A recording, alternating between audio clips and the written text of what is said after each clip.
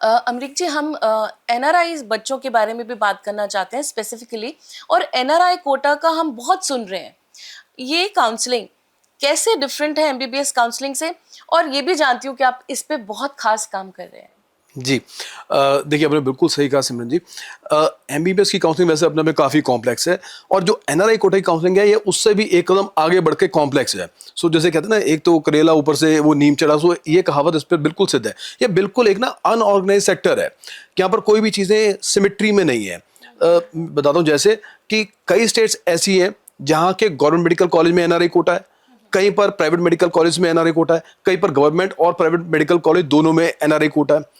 अच्छा, कई स्टेट्स कहते हैं जी बच्चे का एनआरआई होना जरूरी है।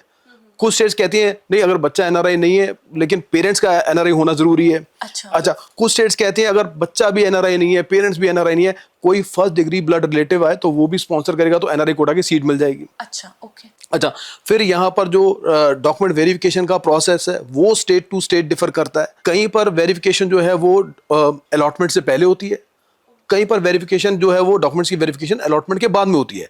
सो ऐसे ना जाने तमाम कितनी छोटी छोटी सी बातें, लेकिन बेहद इंपॉर्टेंट बातें, जरूरी बातें हैं, काफी कॉम्प्लेक्सिटीज बिल्कुल, जिसकी वजह से इस एनआरआई कोटा की काउंसलिंग में जो है वो बहुत ज्यादा कॉम्प्लेक्स होती है और डिफरेंट हो जाती है नॉर्मल एमबीबीएस काउंसलिंग से।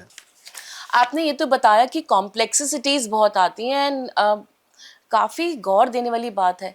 लेकिन हमने ये भी सुना है कि 70 to 80% रिजेक्शंस भी आते हैं इसमें। अब इसका समाधान कैसे है? जी जी, मैं एक बात तो आपकी तारीफ करूंगा सिमरन जी, कि आपने इस टॉपिक पे बहुत अच्छी रिसर्च की है। सो आपने बिल्कुल सही कहा कि इसमें 70 to 80% जो है वो रिजेक्शन रहता है। इसके पीछे मैं आपको कारण बताता हूँ कि कारण क्या है। देखिए, मेजर कारण ये है, नंबर 1, किसी भी स्टेट की काउंसलिंग वेबसाइट्स पे डिटेल में एनआरआई कोटा के डॉक्यूमेंट्स के बारे में नहीं बताया गया। जब बच्चे डॉक्यूमेंट्स वेरिफिकेशन के लिए पहुंचते हैं, सो जो बताए गए डॉक्यूमेंट्स हैं उनसे ज्यादा डॉक्यूमेंट बच्चों से मांगे जाते हैं जो कि उस टाइम बच्चों के पास नहीं होते, तो इस वजह से रिजेक्शन हो जाता है। फिर जो बनाए हुए डॉक्यूमेंट्स भी हैं, जो बनाए हुए डॉक्यूमेंट्स हैं उसमें भी बहुत छोटी छोटी कमियां भी अगर निकल आए तो सिंपली बच्चों को वो डॉक्यूमेंट जो है वो वापस कर दिए जाते हैं, रिजेक्ट कर दिए जाते हैं कि भाई इसको आप ठीक करवा के ले आओ। अब मान लीजिए कोई पेरेंट सऊदी अरेबिया से बिलोंग करता है और ये डॉक्यूमेंट वेरिफिकेशन के लिए सिर्फ 1 या 2 दिन का टाइम मिलता है। अब वो 1 दिन में सऊदी अरेबिया से डॉक्यूमेंट्स को करेक्ट करके कैसे ले आए, वो पॉसिबल ही नहीं है उनके लिए। सो इसलिए यहाँ पर 60 to 70% जो है वो रिजेक्शन रेट यहाँ पर इस कारण से बहुत ज्यादा हाई है एनआरआई कोटा की काउंसलिंग में। सो अमरीक जी, एमसीएमएफ वेरिफिकेशन जो कि डॉक्यूमेंट्स की है फॉर दिस पर्टिकुलर कोटा, ये कैसे हेल्प करता है? देखिए, जो ये डॉक्यूमेंट वेरिफिकेशन राउंड है ना, ये एनआरआई कोटा की बैकबोन है। हम खुद फिजिकली हर पेरेंट के साथ, स्टूडेंट के साथ, हमारी जो टीम है वो जहाँ पर डॉक्यूमेंट वेरिफिकेशन होते हैं काउंसलिंग कमेटी के ऑफिस में, हम हर स्टेट में बच्चों के साथ जाते हैं। चाहे वो पौंडीचेरी हो, चाहे राजस्थान हो, चाहे हिमाचल हो, चाहे गुजरात हो, कहीं पर भी हो, हम खुद जाते हैं साथ में, चाहे हमारा कितना भी खर्चा इसमें क्यों ना लग जाए। सो लेकिन हम इसलिए जाते हैं, मैं आपको सिमरन जी बताता हूँ इसके पीछे मेजर रीजन है। मेजर रीजन क्या है? जो ये डॉक्यूमेंट वेरिफिकेशन जो लोग करते हैं, जो टीम जो अपॉइंटेड होते हैं गवर्नमेंट ऑफिशियल्स, वो ज्यादातर प्रोफेसर्स होते हैं। Honestly speaking, they are actually not meant for it document verification के लिए, दे आर प्रोफेसर्स, राइट। उसके बाद जो लीगल टीम है वो उन डॉक्यूमेंट्स को वेरीफाई करती है और लास्ट में ऑडिटर्स वेरीफाई करते हैं जो स्टेट अपॉइंट करती है। अब ये जो गवर्नमेंट ऑफिशियल्स हैं ये बेचारे बहुत डरे हुए रहते हैं। इनको रहता है कि अगर बाई चांस हमने कोई इनकरेक्ट डॉक्यूमेंट एक्सेप्ट कर लिया और कल को वो पकड़ा गया आगे चल के, तो हमारी नौकरी में बात आ जाएगी। इस वजह से वो हर डॉक्यूमेंट को बहुत माइन्यूटली चेक करते हैं। जरा सी चीज इधर उधर होती है तो वो उठा के बच्चों को डॉक्यूमेंट जो है वो वापस कर देते हैं।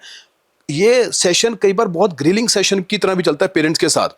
अच्छा, ये हमने खुद अपनी आंखों से आपको बताऊं, मैंने देखा है कि डॉक्यूमेंट्स के ऊपर अगर एनआरआई बाहर से कोई नोटराइजेशन की स्टैंप लगी हुई है, वो फील करके देख रहे हैं कि ये डॉक्यूमेंट्स जेन्युइन है कि नहीं, क्योंकि इंडिया में देखो फेक डॉक्यूमेंट्स का भी डर लगा रहता है।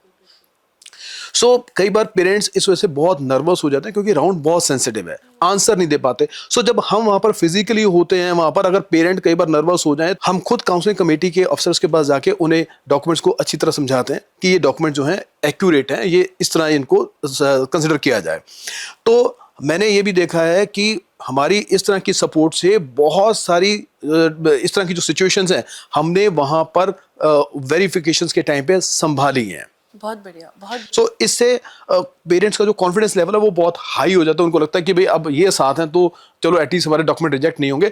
और आपको मैं एक बात खुशी के साथ कहना चाहूँगा कि हमारा पिछले कई सालों का रिकॉर्ड है, 7-8 साल का, कि हमारा जहाँ पर 78 to 80% रिजेक्शन है एनआरआई कोटा में, हमारा एक सिंगल केस रिजेक्ट नहीं है। बहुत ही बेहतरीन। 100% हमारा सक्सेसफुल ट्रैक रिकॉर्ड है। तो यहाँ पे ये बात तो एक्चुअली गौर देने वाली है, एक एक पर्सनल टच मिलना, आप साथ जाते हैं, जी। ये अपने आप में बहुत बड़ी बात है। और नो रिजेक्शन, जी। Again it is also to be noticed. तो यहाँ पे पेरेंट्स, मैं फिर से बोल रही हूँ कि अगर आप चाहते हैं कि आप अपने बच्चों को राइट गाइडेंस दें, तो MCMF is the right place to come.